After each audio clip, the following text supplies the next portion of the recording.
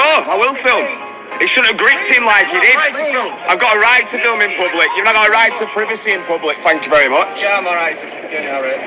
Welcome to Blackburn. Homeless brutality. Your property. Yeah, okay. You weren't there, but say one of your mates was there.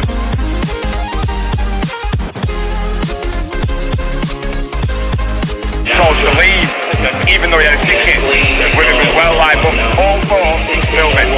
Yeah, and I just carried on filming, but you carried on approaching me. As we are allowed to film, as they say.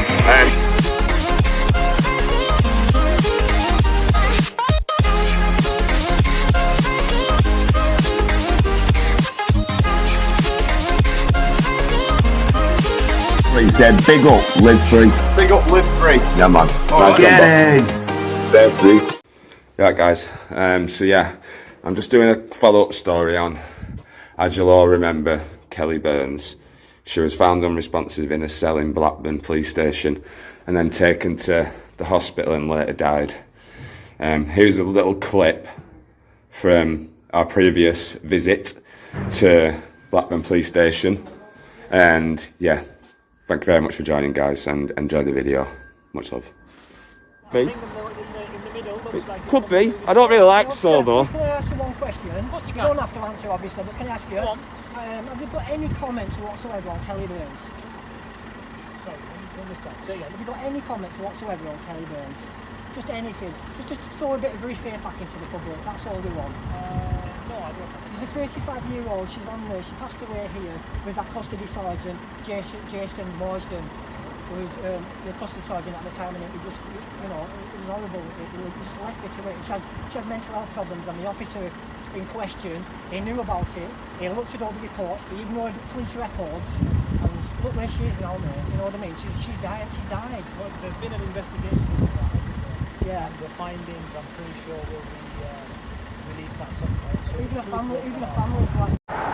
Every year for the past 5 years, flowers have been placed on the sign for Greenbank Police Station in Blackburn. It's to remember not just the life, but also the death of Kelly Hartigan Burns.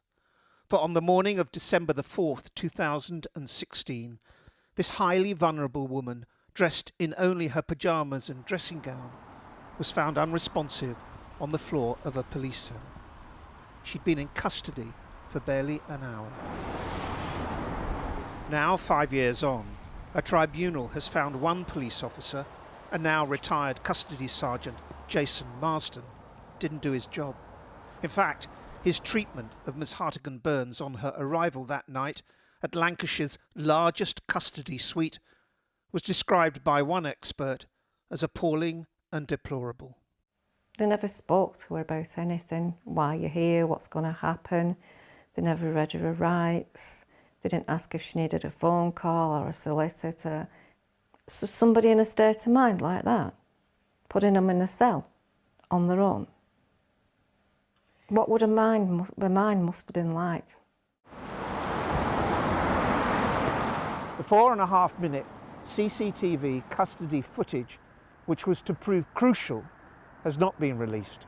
So it's difficult to convey what was described at the tribunal as the offhand, brusque, impatient and intolerant manner of Custody Sergeant Marsden when taking responsibility for a highly distressed woman. For this was someone who, an hour before, had been seen running onto a busy road saying she wanted to die. Today the disciplinary panel found the sergeant had lost control of matters by his behaviour and that his conduct damaged his ability to do the job, and he had breached the professional standards of authority, respect and courtesy. When you see your daughter in distress and being spoken to like she was a stray dog off the street, would have had better treatment, then it's just wrong. For me as a mother to see her alive and in distress, it was horrifying not being able to help her. Ms Hartigan Burns had been brought in intoxicated and with her antipsychotic medication. The vast custody suite had empty cells with CCTV, but Sergeant Marsden put her in one without cameras. Half an hour after he went off shift early, she was lying unresponsive on a cell floor. This station hosts Lancashire's biggest police custody suite, 44 cells in total. The tribunal was told that 75% of the regulars brought in have mental health problems. Kelly Hartigan-Burns was not a regular, but her problems were known. Her vulnerability was flagged on the police national computer, and the psychiatric drugs she brought with her were another clear sign.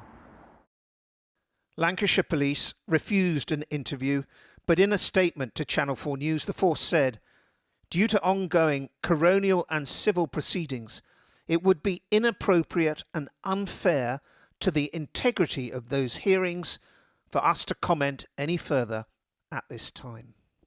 There's been no apology, nothing? Nothing at all. And the more time it goes on, you think, well, this is only a small incident in a small number of hours. Why is it taking so long to explain what happened? What are they hiding? The more longer and longer it goes, you think they're hiding more and more. They kind of taken us for mugs, really. If we didn't push and we didn't know our stuff, we wouldn't have got this far.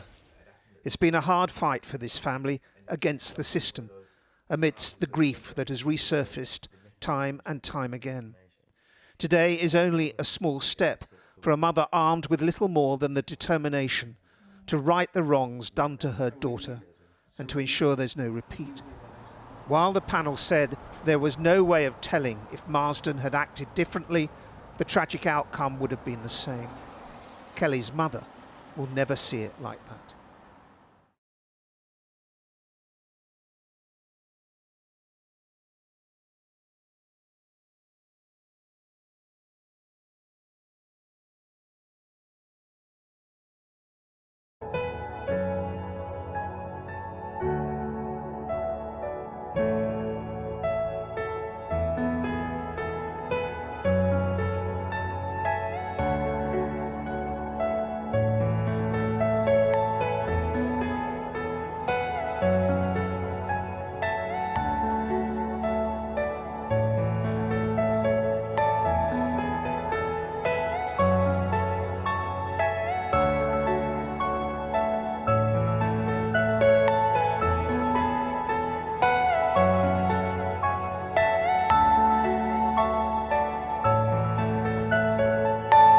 Are you all my personal dreams?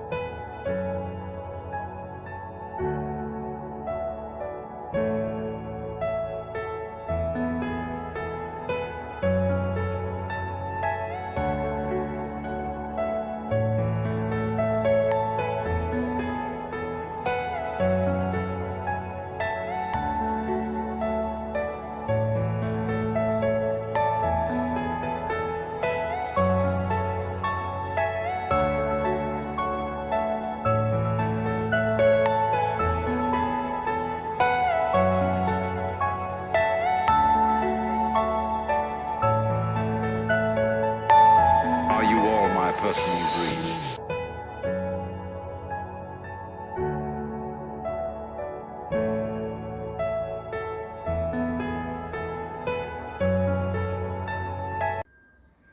Again, thanks guys. Thank you everyone for watching. Please do like, share and subscribe. And yeah, RIP to Kelly Burns, guys. Much love. Peace out.